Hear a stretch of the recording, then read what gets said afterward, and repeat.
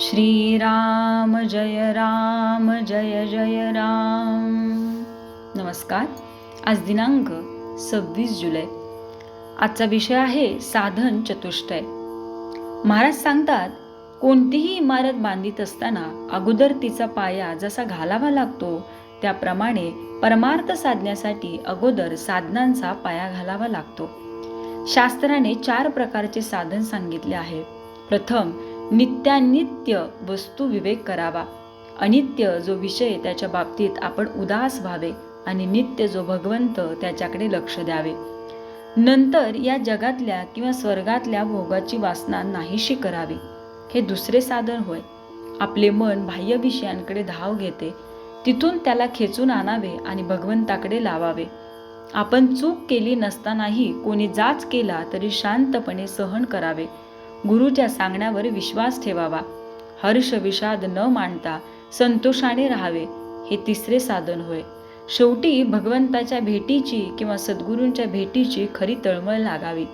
ही सर्व साधन सामग्री असेल तरच साधकाला ब्रह्मदर्शन घडेल. ब्रह्मदर्शन होण्यासाठी कडकडीत वैराग्य असावे लागते. पैशाचा लोभ पूर्णपणे गेला पाहिजे. मनामधली कामवासना पूर्णपणे गेली पाहिजे. मोहाला बळी पडता कामा नये. नुसता प्रपंच चांगला करणे हे काही मनुष्य जन्माचे ध्येय नव्हे. जनावरे देखील आपापला प्रपंच करतातच. मनुष्याने भगवंताची उपासना करून त्याची प्राप्ती करून घेतली पाहिजे, तरच प्रपंचातल्या कष्टांचे सार्थक होते. सध्याच्या परिस्थितीमध्ये उपासना करायला नामासारखा सोपा उपाय नाही. खरोखर भगवंताच्या नामामध्ये फार मोठे सामर्थ्य साठविलेले आहे. त्याचे नाम घेऊन जो जगात वावरेल त्याला व्यवहारामध्ये नेहमीच यश येईल असे नाही, परंतु भगवंत त्याची लाज राखील यात शंका नाही.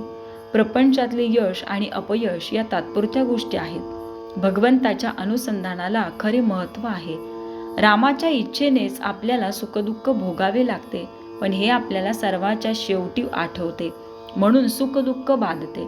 म्हणून आपण सुरुवातीपासूनच रामाची इच्छा लक्षात ठेवून मागू. यासाठी त्याच्या नामाची गरज आहे. प्रपंचाची तऱ्हा अशी असते की आज सुख झाले म्हणून जरा बरे वाटले की लगेच उद्या दुःखाचे ताट पुढे वाढून ठेवलेले असते.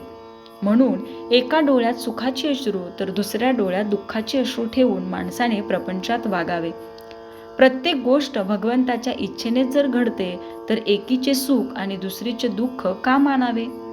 शहाण्या माणसाने आपले चित्त भगवंताच्या नामात गुंतवून ठेवावे आणि बरा वाईट जसा प्रसंग येईल त्यात सामील होऊन जावे.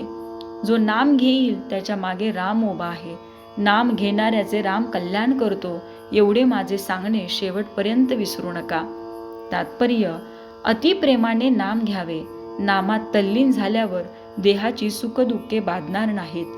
श्रीराम जय जय